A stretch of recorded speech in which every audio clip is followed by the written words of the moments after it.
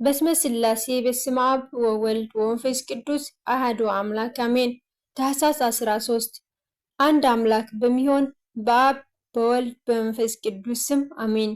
13 ታኅሳስ ሊቀ መላእክት ቅዱስ ሩፋኤል ቅዳሴ ቤቱና ተአምር ያደረገበት ዕለት ነው። ቆቅ ሲመገቡ ያዩዋቸው ሰዎች ቢያሟቸው አብስለው በገበታ ላይ ለምግብነት ያቀረቧቸውን ቆቆች 3 ጊዜ እፍ ቢሏቸው ቆቆቹ ሕይወት ዘርተው በረው ወደ ጫካ እንዲሄዱ ያደረጉት ታላቁ አባት አባ መቃርስ ዓመታዊ የዕርገታቸው መታሰቢያ ነው። አባ ዘሚካኤል ዘደብረ ቀልሞን ዕረፍታቸው ነው። በሰይጣን ላይ የተራቀቁበት ተጋዳይ መነኮስ አባ አብራኮስ ዕረፍታቸው ነው። በረከታቸው ይደርብን። ዳግመኛም በዚች ዕለት እስላሞች አንገቱን ሰይፎ በሰማዕትነት የገደሉት ቅዱስ በጽንፊሪዮስ ዕረፍት ነው።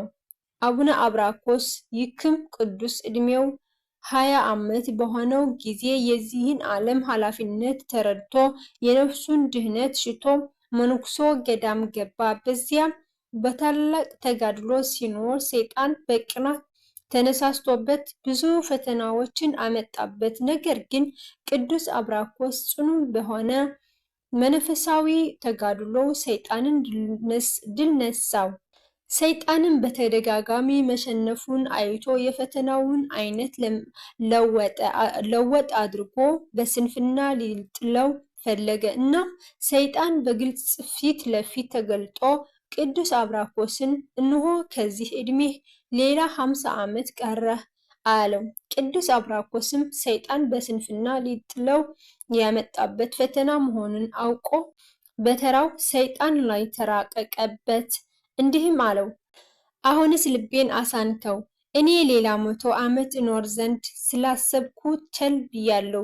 ነገር ግን አንተ እንዳልከው 50 ዓመት ከሆነ የምኖረው ከቀድሞ እጅግ አብዝቼ እጋደል ዘንድ ይገባኛል አለው። ሰይጣንም ይህን ጊዜ አፍሮ ከእርሱ ሸሸ። ከዚህም በኋላ ቅዱስ አብራኮስ ጽኑ የሆነ ተጋድሎውን በገድል መጠመዱ አብዝቶ ከ70 ዓመት ተጋድሎ በኋላ በሰላም አረፈ። ረድኤት በረከቱ ይደርብን፣ በጸሎቱ እግዚአብሔር ይማረን፣ አሜን። አባ መቃርስ ይከኛው መቃርስ ዕረፍቱ መጋቢት 27 ከሚውለው ከታላቁ መቃርስ ይለያል። በመቃርስ ስም የሚጠሩ ከ8 በላይ ሌሎች ቅዱሳንም አሉ። ታኅሳስ 13 ቀን የዕርገቱ በዓል የሆነው መቃርስ ግን ቆቅ ይመገብ የነበረው መቃርስ ነው። እርሱም በልጅነቱ የቤተ ክርስቲያን ትምህርት እየተማረ አደገ። የዓለምን ከንቱነት ተመልክቶ ዳግመኛም የኃጥአንንና የጻድቃንን ዋጋቸውን አይቶ ወደ ገዳም ገብቶ መነኮሰ። ከመነኮሰም በኋላ የ10 ቀን መንገድ ተጉዞ ኩዕንችና ቆቃች ውሃም ካለበት ተራራ ላይ ደረሰ። እንዲህም አለ፣ ለምግቤ ኩዕንችን ወደ መልቀም ብሰማራ የስግደቴና የጸሎቴ ሥራ ይቋረጣል። በዚህም ተራራ ላይ ብቸኛ ነኝና ሰብስቦ የሚያስገባልኝ የለም። ሥጋ አትብላ ያለውስ የባልንጀራችንን ሥጋ በሐሜት የምንበላውን አይደለምን? ሌላ ምግብ እንደሌለኝ ፈጣሪዬ ያውቃል ብሎ ከዚያች ዕለት ወዲህ ለምግቡ ቆቅ የሚያጥምድ ሆኖ በእግዚአብሔር ፍቃድ በየቀኑ አንድ ቆቅ የሚያዙለት ሆነ። በየቀኑም አንድ ቆቅ እየተመገበ ውሃ እየጠጣ ፈጣሪውን እያመሰገነ በታላቅ ተጋድሎ ሆኖ የሰውን ፊት ሳያይ ከማንም ጋር ሳይነጋገር ብዙ ዘመን ኖረ። ከቁስጥንጥንያ ከተማ የመጣ አንድ መነኩሴ ዋሻ ሲፈልግ አባ መቃርስ ደግሞ ቆቅ ሲያጠምድ አየውና ለሐሜት ቸኩሎ ወደ ቁስጥንጥንያ ተመልሶ ሄዶ ለሊቀ ጳጳሳቱ ቆቅ እያጠመደ ሥጋ የሚበላ መነኩሴ አገኘሁ፣ እርሱም በሕዝብ ዘንድ ሊያስነቅፈን ነው ብሎ ነገረው። ሊቀ ጳጳሳቱም ከአንድ ሌላ መነኩሴ ጋር ድጋሚ እንዲያረጋግጡ ላካቸው። እነርሱም ገና ከበዓቱ ሳይደርሱ አባ መቃርስ ቆቅ ሊያጥምድ ሄደና ያለ ወትሮ በአንዲት ወጥመድ 3 ቆቆችን ተያዙለት። ሌላ ጊዜ በቀን አንድ ብቻ ነበር የሚያዝለት። ዛሬ ግን እግዚአብሔርንም ለሚመጡት እንግዶችም ጭምር ሲያዘጋጅላቸው ነው። ያለ ወትሮ ዛሬ 3 ሆነው የተያዙለት። አባ መቃርስም ሁለቱን መነኮሳት ሲያያቸው ሁለቱ ተጨማሪ ሆነው የተያዙለት ቆቆች የእንግዶቹ መሆናቸውን አውቆ ጌታችንና አምላካችን መድኃኒታችን ኢየሱስ ክርስቶስ አመሰገነው። እነርሱ ግን ማዕድ ሰርቶ እስኪያቀርብላቸው ድረስ በመቃርስ ላይ ይጠቋቆሙበት ነበር። አባ መቃርስ ምግብን አዘጋጅቶ ሲጨርስ የራሱን ድርሻ እንዷን ቆቅ አስቀርቶ ሁለቱን ለእንግዶቹ አቀረበላቸው። እርሱ በልቶ ጨርሶ ቀና ሲል እንግዶቹ መነኮሳት እንዳልበሉ ተመለከተና አባቶቼ ለምን አትበላቸውም አላቸው። እነርሱም እኛ መነኮሳት ስለሆንን ስጋ አንበላም ትርምትም አለን አሉት። አባ መቃርስ እሺ ተውት አላቸውና እነዚያን አብስሎ በገበታ ላይ ለምግብነት ያቀረባቸውን 2 ቆቆች 3 ጊዜ በእስትንፋሱ እፍ ቢልባቸው ሕይወት ዘርተው በረሩና ወደ ጫካ ሄዱ። እነዚያ መነኮሳት እጅግ ደንግጠው ማረን ይቅር በለን ቅዱሱን የእግዚአብሔር ሰው በከንቱ አምተንሃል ብለው እግሩ ስር ሲወድቁ እግዚአብሔር የሁላችንን በደል ይቅር ይበለን አላቸው። ሁለቱም መነኮሳት ወደ ቁስጥንጥንያ ተመልሰው ለሊቀ ጳጳሳቱና ለሕዝቡ ያዩትን ነገር መሰከሩ። ሊቀ ጳጳሳቱም እጅግ ተደንቆ ወደ ንጉሱ ደብዳቤ ጽፎ በምድራችን ጻድቅ ሰው ተገኝቷልና አንተምና ሄደን በረከቱን እንቀበል ብሎ መልእክትን ላኩበት።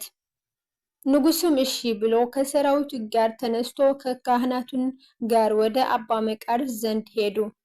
ወደ ገዳሙም በቀረቡ ጊዜ አባ መቃርስን ወደ ብሔረ ሕያዋን ያደረሰው ዘንድ መልአክ አንስቶ በክንፎቹ ተሸክሞት ሲያርግ አዩት። እነርሱም የእግዚአብሔር ቅዱስ ሆይ ባርከን፣ የምንድንበትንም አንዲት ቃል ንገረን የምንድንበትንም አንዲት ቃል ንገረን አሉት። አባ መቃርስም ከሐሜትና ከነገር ስራ አንደበታችሁ ይከልከል። ካህን ብዙ ባይማርም ትዕቢትና መታጀር ባልመጣበት ነበር። መነኩሴም ትህርምት ባያበዛ ባልተመካም ነበር። እርስ በርሳችሁ ተፋቀሩ፣ እግዚአብሔር አድሮባችሁ ይኑር አላቸው። ይህንንም ከተነገራቸውና ከባረካቸው በኋላ ከዓይናቸው ተሰወረ። ይህም ዕርገቱ ታኅሳስ 13 ቀን የተፈጸመ ነው። በረከቱ ይደርብን። እግዚአብሔር አምላክ በጸሎት ይማረን፣ አሜን። አባ በጽንፍርዮስ። ይህም ቅዱስ አባ ዓለምን ንቆ በመነኮስነት በታላቅ ተጋድሎ ይኖር ነበር። የሚያገለግለውም በምስር ሀገር በወንዝ ዳር ባለችው በሊቀ መላእክት በቅዱስ ገብርኤል ቤተ ክርስቲያን ውስጥ ነው። ስለ ቀናች ተዋህዶ ሃይማኖትም ከእስላሞች መሳፍንት ጋር ተከራከረ። የጌታችንንም የመድኃኒታችን የኢየሱስ ክርስቶስን አምላክነቱን ገለጠላቸው። እስላሞችም ባፈሩ ጊዜ በእርሱ ላይ ተቆጡ። ከዚህም በኋላ እስላሞች አባ በጽንፍርዮስ ይዘው በእጅጉ አሰቃዩት። በመጨረሻ ራሱን በሰይፍ ቆረጡትና የሰማዕትነት አክሊልን በመንግስተ ሰማያት ተቀበለ። ረድኤት በረከት ይደርብን፣ በጸሎቱ ይማረን፣ አሜን። ዳግመኛም በዚህች ዕለት ፈታሒ ማኅፀን ሊቀ መላእክት ቅዱስ ሩፋኤል ቅዳሴ ቤቱን ተአምር ያደረገበት ዕለት ነው።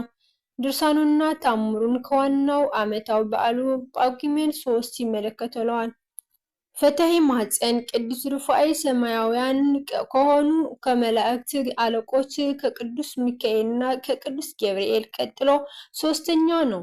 ከከበሩ ከሰባቱ አለቆች አንዱ አለቃ እኔ ሩፋኤል ነኝ እንዲል ጦቢት ምዕራፍ 12-15 ሩፋኤል የሚለው የስሙ ትርጓሜ ደስ የሚያሰኝ ቸር፣ መሐሪ፣ ቅን የሆነ ማለት ነው። ቅዱስ ሩፋኤል መልአክ የሰላምና የጤና መልአክም ይባላል። በሰውነታችን ላይ የሚወጣውን ደዌም ሆነ ቁስል ይፈውሰን ዘንድ ከልዑል እግዚአብሔር ስልጣን ተሰጥቶታል። በሰው ቁስል ላይ የተሾመ ከከበሩ መላእክት አንዱ ቅዱስ ሩፋኤል ነው። መጽሐፈ ሄኖክ ምዕራፍ 6:3 ቅዱስ ሩፋኤል የሰው ልጆች ከተያዙበት የኃጢአት ቁስል ይፈውሱ ዘንድ በአማላጅነቱና በጸሎቱ የማይለይ መልአክ ነው። በበሽታ ሁሉ ላይ በሰው ልጆች ቁስል ላይ የተሾመው ቅዱስ ሩፋኤል ነው በማለት ሄኖክ ከእግዚአብሔር መልአክ ያገኘውን የምስክርነት ቃል ጽፏል። ሄኖክ ምዕራፍ 10:13 ለሴቶች ረዳታቸውን ቅዱስ ሩፋኤል ነው። በማህፀን ላለ ችግርና ሴት በጸነሰችበት ወቅት ቅዱስ ሩፋኤል አይለያትም። ሕፃኑ 40 ቀን ሞልቶ በማህፀን እያለ ማለትም በስላሴ አርአያ መልኩ መሳል ከጀመረበት ቀን አንስቶ እስከሚወለድበት ቀን ድረስ ቅዱስ ሩፋኤል አይለየውም። በመውለጃቸው ቀን ሴቶች ከሚደርስባቸው ጭንቀትና ሕመም ስሙ ጠርተው ይማጸኑታል። ፈታሒ ማህፀን ነውና ቅዱስ ሩፋኤል ጭንቀታቸውን ያቃልላል። ቅዱስ ሩፋኤል በሰውነት ያለ ረቂቅ ርኩስ መንፈስ ያርቃል። አስማንዲዮስ የተባለ ጋኔን በወለተ ራጉኤል ጭንቅ ላይ አዝሮ ባሎቿን እየገደለ ቢያሰቃያት ቅዱስ ሩፋኤል ጋኔኑን አስጨንቆ አስወጥቶታል። ጦቢት ምዕራፍ 3:8-17 ዳግመኛም እግዚአብሔር ሩፋኤልን አዛዚኤልን እጁን እግሩን አስረህ በጨለማ ውስጥ ጣለው አለው። ሄኖክ ምዕራፍ 3:5-7 በዚህ መሰረት ለቃየል ልጆች ሰይፍና ሾተል መሰራትን፣ የምንዝር ጌጥ ማጌጥን፣ መቀንደብን ያስተማረ አዛዚኤል የተባለውን ጋኔን በእሳት ሰይፍ እየቀጣ በረቂቅ አስሮ ወደ ጥልቁ የጣለው ይኸው መልአክ ቅዱስ ሩፋኤል ነው። ሄኖክ ምዕራፍ 2:18 ሰማያውያን መዛግብት በእጁ የሚጠብቃቸው እግዚአብሔር እንዳዘዘው የሚከፍታቸው የሚዘረጋቸው ይህ ታላቅ መልአክ ቅዱስ ሩፋኤል ነው። የምህረትና የረድኤት መልአክ ቅዱስ ሩፋኤል ከሰራዊቶቹ አንጻር በተለያየ ስም ይጠራል። ፈታሒ ማህፀን ይባላል። እናቶች ሲወልዱ ምጥ እንዳይበዛባቸው የሚረዳ መልአክ ስለሆነ አያሌ ክርስቲያኖች ማርገዛቸው ካወቁ ጀምሮ ድርሳኑን በማንበብ መልኩም በመድገም ጠበሉን በመጠጣት ሰውነታቸውን በመቀባት ይለምኑታል። እንደ እምነታቸው ጽናት ይደረግላቸዋል። ዳግመኛም አቃቤ ሆሆት ለአምላክ ይባላል። ሰማያውያን መዛግብት በእጁ የሚጠብቅ ስለሆነ ነው። ዳግመኛም መራሄ ፍኖት ይባላል። ጦቢትን በቀና መንገድ መርቶታልና። እንዲሁም መላከ ከብካብ ይባላል። ጦቢትና ሳራን ያገባ ጋብቻቸውን የባረከ በመሆኑ ነው። ሊቀ መላእክት ቅዱስ ሩፋኤል ያደረገው ተአምር ይህ ነው።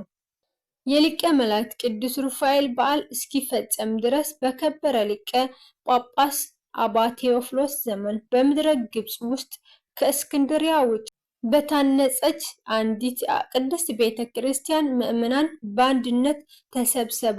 ይህች ቤተ ክርስቲያን ከአሳ አንበሪ ላይ የታነጸች ነበር። ነገር ግን በወደቡ አጠገብ ከነበረ ግዙፍ አንበሪ ጀርባ ላይ መታነጿን ቀድሞ ያነጿት ሰዎች ቢሆኑም በካህናትም ቢሆን ያወቀ አልነበረም። ያ አንበሪም የቤተ ክርስቲያኑ ሕንፃ በከበደው ጊዜ ፈጽሞ ተንቀሳቀሰ። ከአሸዋማው መሬት ላይ በባህሩ ዳርቻ የታነጸች ይህች ቤተ ክርስቲያንም ከመሰረቷ አናወጻት። ያን ጊዜ ትልቁም ትንሹም ወንዱም ሴቱም የተሾሙ ዲያቆናት፣ ካህናት፣ ሕዝቡም ሁሉ ደነገጡ፣ ታወኩ። አሳ አንበሪው ግን መንቀሳቀሱን አልተወም።